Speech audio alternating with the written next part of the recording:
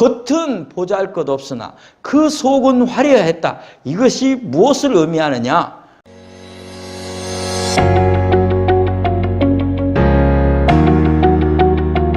오늘부터 이제 성막으로 들어갑니다. 구체적으로.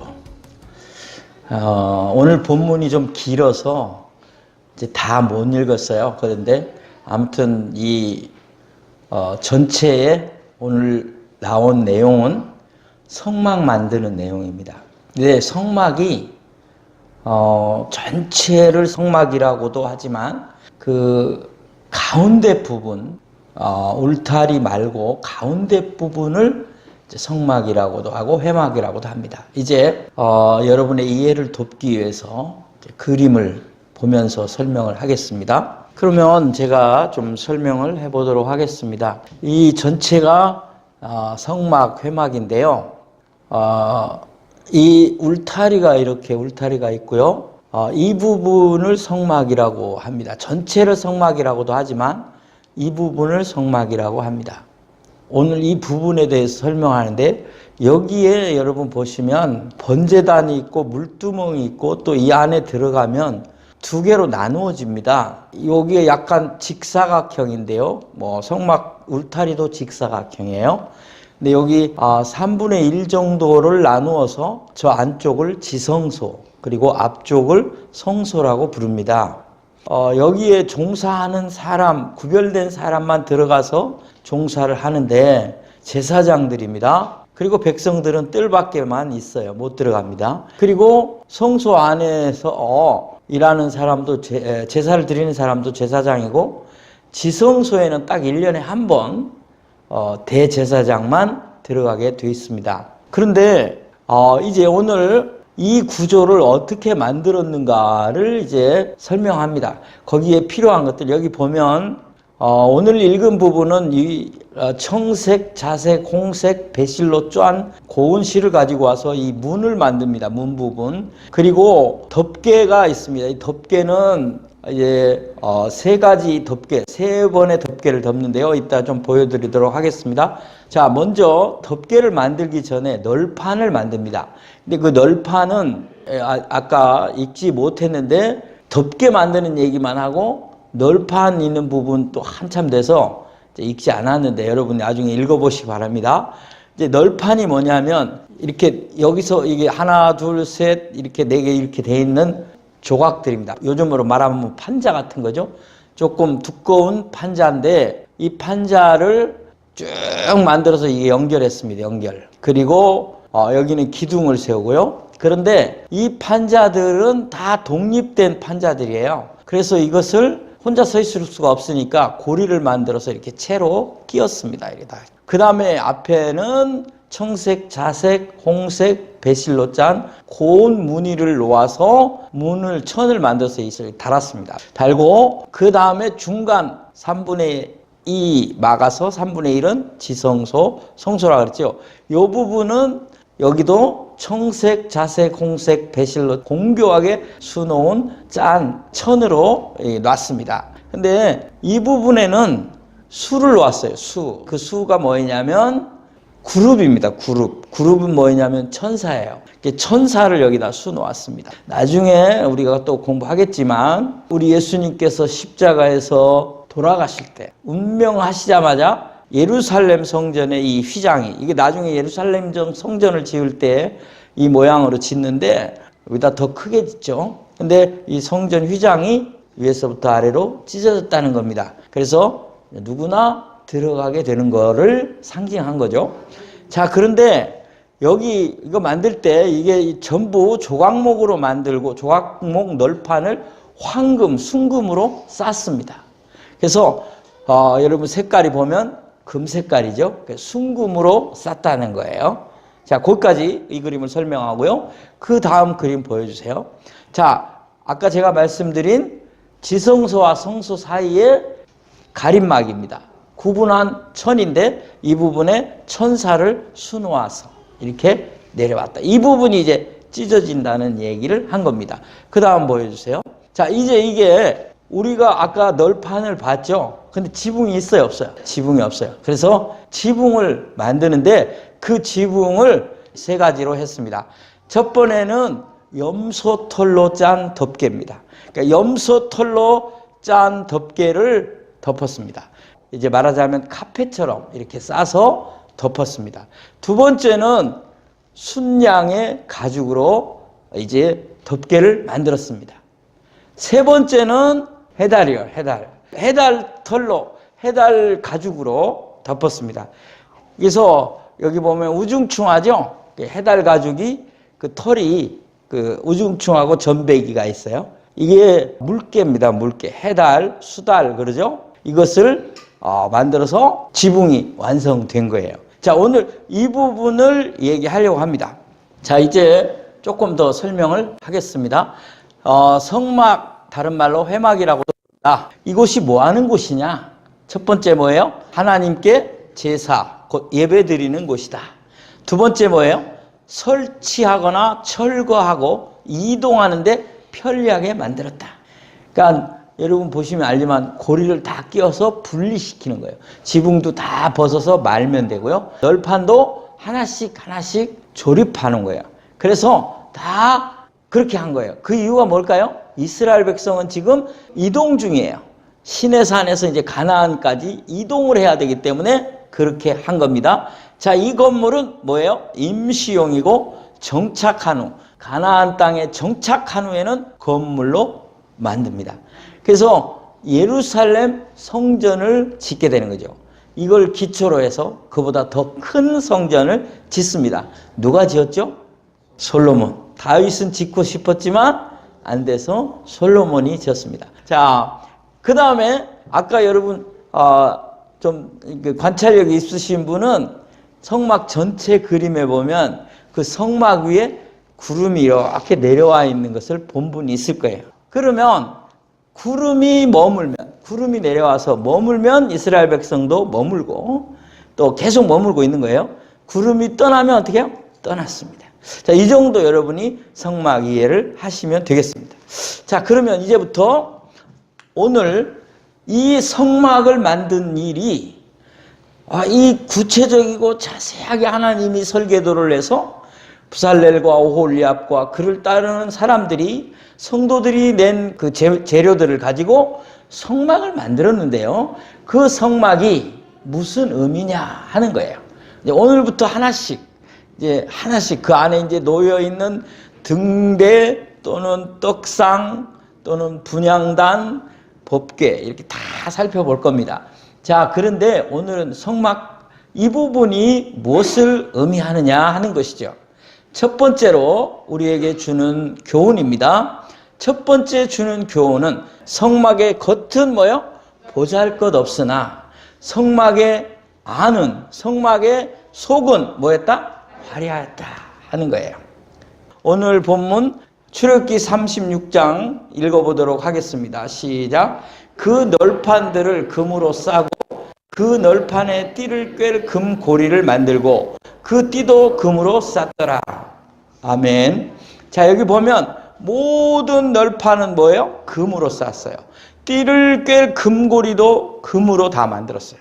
자, 그러면 그 다음에 덮개를 덮었다 그랬어요. 덮개를. 아까 여러분 덮개 3개 얘기했죠? 하나는 뭐예요? 염소 털로 짠 카페트 같은 거. 그 다음에 수량의 가죽. 그 다음에 해달의 가죽. 자, 이제 기억을 하시기 위해서 그 지붕을 덮을 때 성막 위에만 이렇게 싹 덮은 게 아니라 3분의 1 이상 옆으로 다 내려왔어요. 전부. 고리를 달아서 줄로 당겨서 묶었거든요. 그래서 밖에서 위에서 보면 이렇게 순금으로 만든 판이 보이지가 않을 정도예요. 딱 뚜껑만 덮은 게 아니라 옆으로 천들이 다 내려와 있었다 그 말이에요. 그걸 팽팽히 당겨놨죠. 자, 그런데 여러분이 얼른 보면 해달의 가죽, 우중충한 얼룩무늬의 그런 모습이에요. 그렇기 때문에 겉은 보잘것이 없어요. 그렇게 호감이 가거나 뭔가가 당겨지는 그런 마음이 들지 않는 그런 건물이에요. 그렇지만 그 안으로 들어가면 이제 여러분이 그림을 그려야 합니다. 딱 그 안으로 들어가면 그 안에 등대불빛을 비춰놓는데요. 24시간 그 불을 켜놓는데 딱 그 안에 들어가면 어떻게 보이겠습니까? 순금으로 싼 사면이 서 있습니다. 어떻게 보이겠습니까? 엄청난 화려함이에요. 그 빛이 상상을 못할 정도. 여러분, 한쪽 면도 아니고 앞에 그 들어오는 문만 말고 다 황금벽으로 둘러싸여 있어요. 그 화려함이 상상을 못하는 거죠. 여러분이 그 안에 지금 들어가 있다고 생각합시다. 너무 화려하고 눈부신 것을 알게 될 겁니다. 자, 겉은 보잘것없으나 그 속은 화려했다. 이것이 무엇을 의미하느냐? 하나님 나라를 의미합니다. 예수님이 말씀하신 대로 하나님 나라는 보잘것이 없습니다. 이 땅에서 우리가 볼 때 보잘것이 없습니다. 어떻게 표현됐냐? 겨자씨와 같다 그랬어요. 보잘것없는 겨자씨 하나, 아주 작은 겨자씨 하나입니다. 그러나 그 겨자씨가 자라나서 큰 나무가 된다. 큰 나무가 되어 온갖 새들이 와서 깃을 들인다 그랬어요. 하나님의 나라는 보잘것없어 사람들이 우습게 여기지만 수많은 영혼들이 구원받고 놀라운 은혜와 사랑과 복을 누리게 되는 줄로 믿습니다. 하나님 나라는 누룩과 같다 그랬어요. 누룩은 보잘것없고 작은 것이지만 그것이 반죽 속에 들어가면 그 반죽이 부풀러 올라와서 엄청난 것들을 보여주게 됩니다. 그래서 맛있고 부드러운 빵을 만들게 되죠. 마찬가지입니다. 하나님의 나라는 아주 작은 누룩과 같아서 보잘것없어 보이지만 사람들 속에 들어가 놀라운 은혜와 사랑으로 체험되며 많은 사람들이 기쁨과 평안을 누리게 되는 줄로 믿습니다. 이와 같이 하나님의 나라는 겉은 보잘것없어 보이고 처음 시작은 형편없어 보이지만 그 속은 정말 귀하고 아름답다는 것을 증명하는 겁니다. 또 나아가 우리들 성도들의 심령을 보여주는 겁니다. 우리의 겉사람은 보잘것없지만 우리가 예수 그리스도로 말미암아 구원받고 하나님의 자녀가 되면 우리의 속사람은 날마다 새로우며 정말 세상 사람들이 알지 못하는 은혜와 평강으로 성령의 충만함으로 넘치는 줄 믿습니다. 아멘. 반대로 세상 사람은 정말 반대로 겉은 화려하게 꾸밉니다. 겉은 화려하게 꾸미려고 엄청 노력을 합니다. 화장도 꽤 오래 하시고 그리고 치장도 많이 하시고 좋은 옷을 입고 하여튼 좋은 차를 타고 어떻게 하든지 잘 보이는데 신경을 많이 씁니다. 겉을 화려하게 하려고 노력합니다. 그러나 세상 사람들의 속은 죄악과 욕심과 욕망으로 가득합니다. 우리 예수님이 말했습니다. 제자들이 손 안 씻고 음식을 먹습니다. 잘못됐습니다라고 비난할 때 우리 예수님이 말했습니다. 손을 안 씻는 것이 잘못이 아니고 겉에서 들어가는 게 더러운 것이 아니고 속에서 나오는 것이 더 더럽다. 너희 속에 미움과 다툼과 시기와 질투와 살인과 온갖 잘못된 것들이 나오고 있다. 그렇게 말했습니다. 오늘 사랑하는 성도 여러분, 성막은 겉은 보잘것없었지만 그 속은 화려했듯이 우리들도 정말 세상 사람들 보기에 내 삶이 그렇게 화려하지 못하지만 또 겉으로 드러나는 것들이 없어 보이지만 우리의 속은, 우리의 마음은, 우리의 심령은, 우리의 영혼은 정말 하나님의 은혜로 충만하고 정말 사람들이 부러워할 만한 그런 멋진 속이, 그 영혼이, 그 마음이, 그 심령이 되시기를 원합니다. 성경 구절 한 군데 보겠습니다. 고린도후서 4장 16절입니다. 다 같이 읽겠습니다. 그러므로 우리가 낙심하지 않으니 우리의 겉사람은 낡아지나 우리의 속사람은 날로 새로워지도다. 아멘. 두 번째, 오늘 이 성막이 주는 교훈은 성막은 하나님을 만나는 장소였습니다. 할렐루야. 하나님을 만나는 장소입니다. 오늘 본문 말고요, 전에 설계도를 낼 때 회막을 만들라고 말할 때 있던 내용을 보겠습니다. 출애굽기 29장으로 갑니다. 42절 43절 봅니다. 시작. 이는 너희가 대대로 여호와 앞에 회막문에서 늘 드릴 번제라. 내가 거기서 너희와 만나고 내게 말하리라. 내가 거기서 이스라엘 자손을 만나리니 내 영광으로 말미암아 회막이 거룩하게 될지라. 아멘. 자, 너희가 이제 회막에 나와서 예배를 드리고 번제를 드린다. 그러면 내가 뭐예요? 너희와 만나고 네게 말하리라. 하나님이 만나 주시겠다고. 너와 말하겠다고. 요 다음 쭉 더 보면 너의 하나님이 되겠다고. 그렇게 말합니다. 하나님을 만나는 장소입니다. 이스라엘 백성이 거기서 하나님을 만난 것입니다. 사랑하는 성도 여러분, 하나님을 만나는 것이 얼마나 큰 은혜요, 얼마나 놀라운 축복인가를 체험하시기 바랍니다. 하나님을 만나는 것이 가슴에 와닿지 않고 하나님을 만나는 것이 영광스럽지 않은 분들이 있습니다. 아니, 그것을 우습게 여기는 믿지 않는 사람들이 있습니다.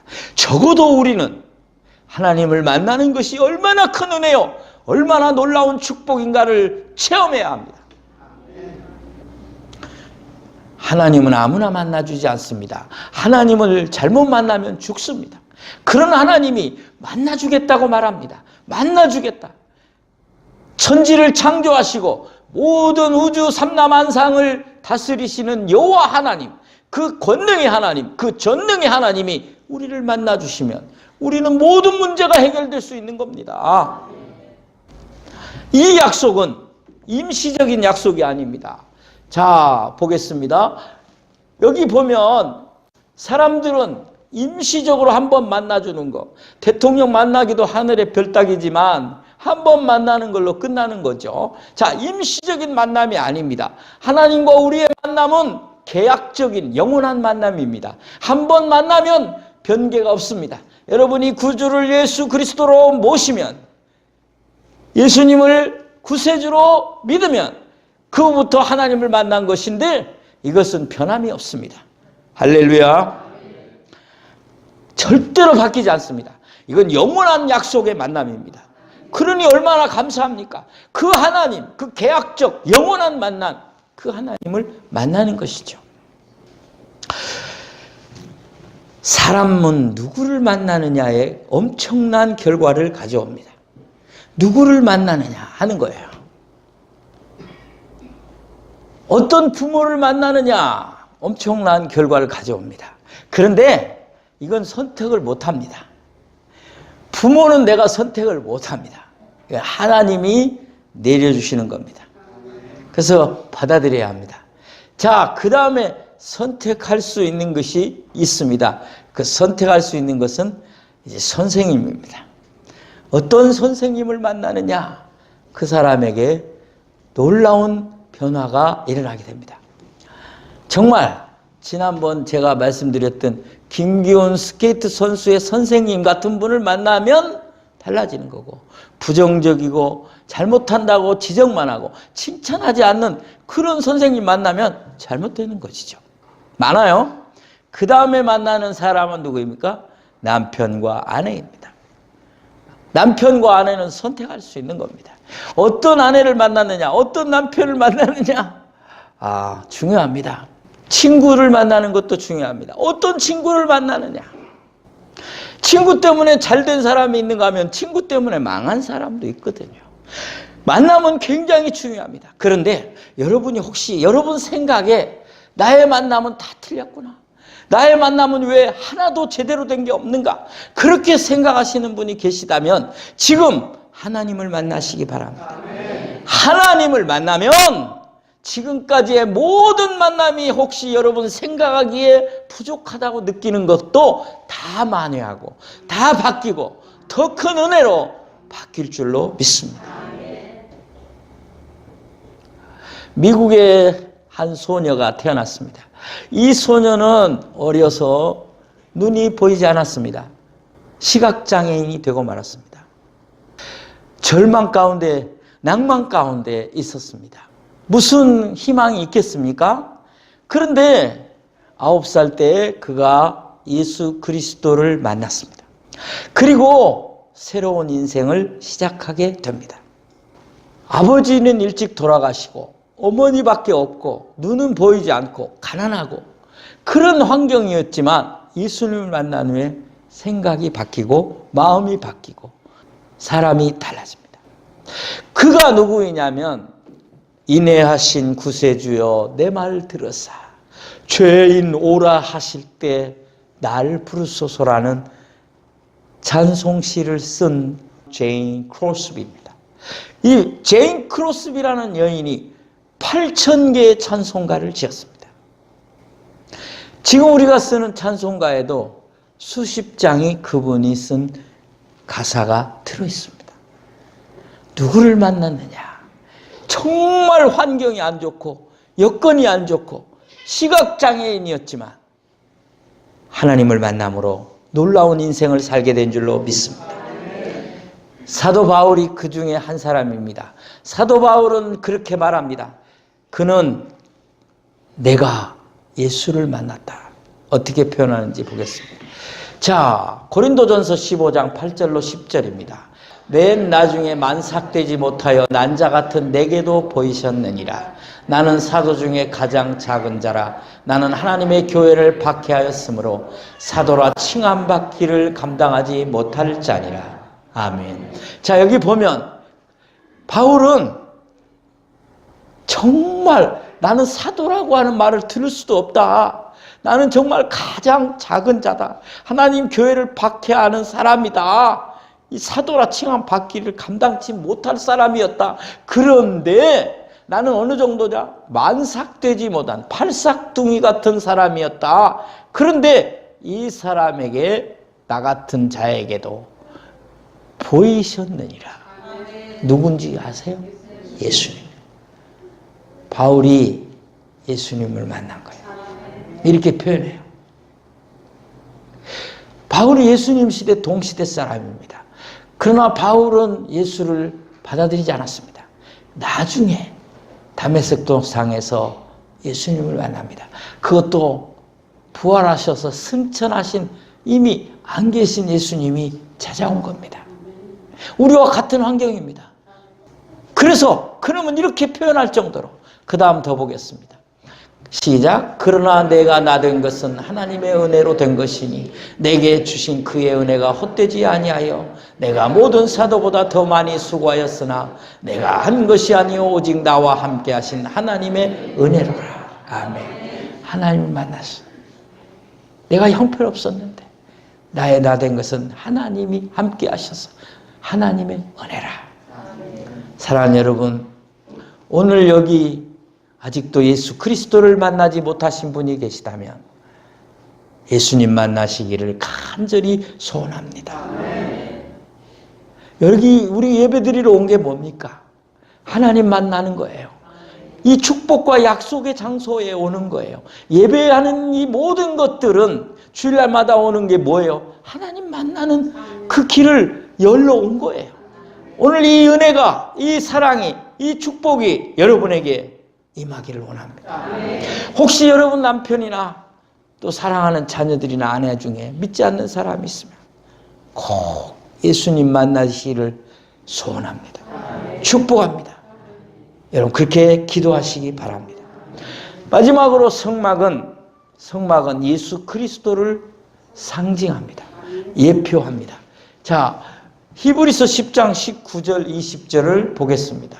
우리 다 같이 읽겠습니다. 시작. 그러므로 형제들아 우리가 예수의 피를 입어 성소에 들어갈 담력을 얻었나니 그 길은 우리를 위하여 휘장 가운데로 열어놓으신 새로운 살 길이요 휘장은 곧 그의 육체니라. 아멘. 지금 성소의 얘기를 하는데 누구를 통해서 성소에 들어가는 담력을 얻었어요? 예수님을 통해서.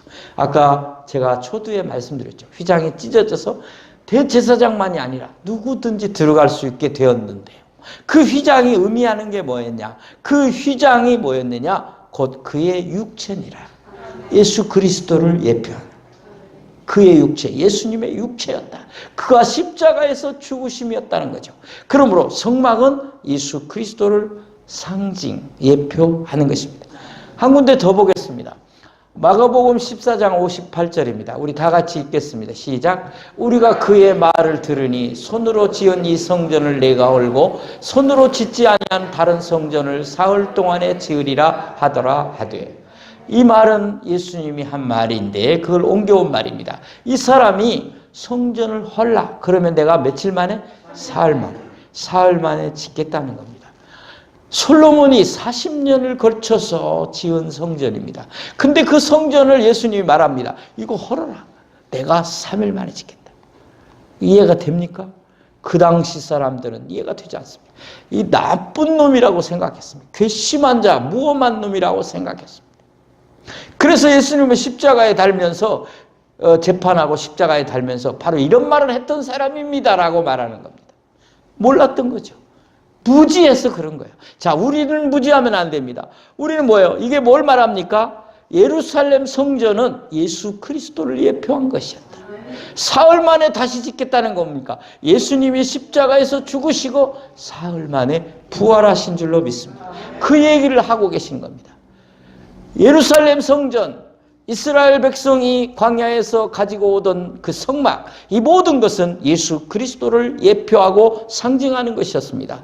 그것은 다 그림자였습니다. 누가 앞으로 올 것이다? 예수가 올 것이다. 실체는 누굽니까? 예수 그리스도입니다.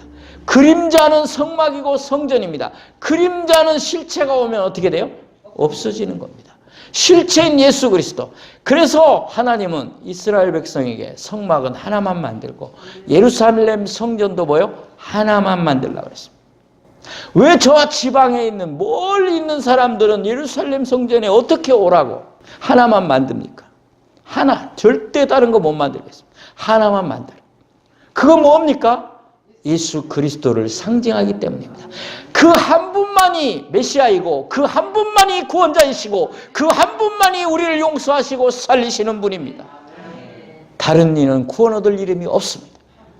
사랑하는 성도 여러분, 예수님을 구주로 모셨습니까?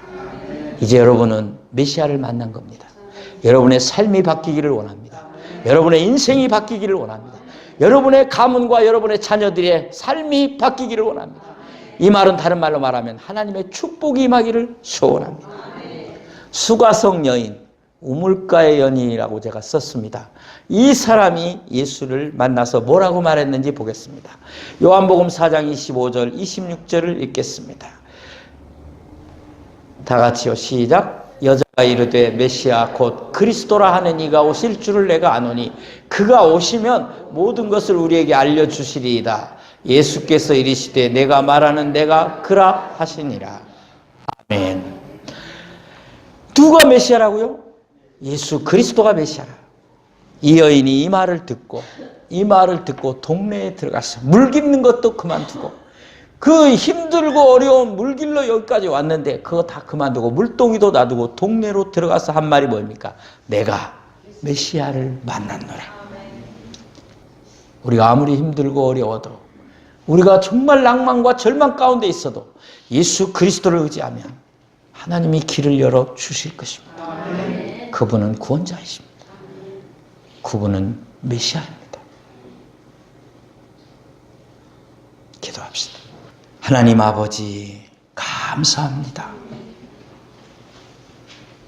구약시대 이스라엘 백성은 성막을 통하여 성전을 통하여 오실 예수 그리스도를 멀리서 바라보았지만 믿었지만 우리는 현저하게 확실하게 우리의 같은 몸을 입으시고 오신 예수님을 믿게 하시니 감사합니다. 날마다 주님을 만나는 삶이 되게 하옵소서. 날마다 주님과 동행하는 삶이 되게 하여 주옵소서.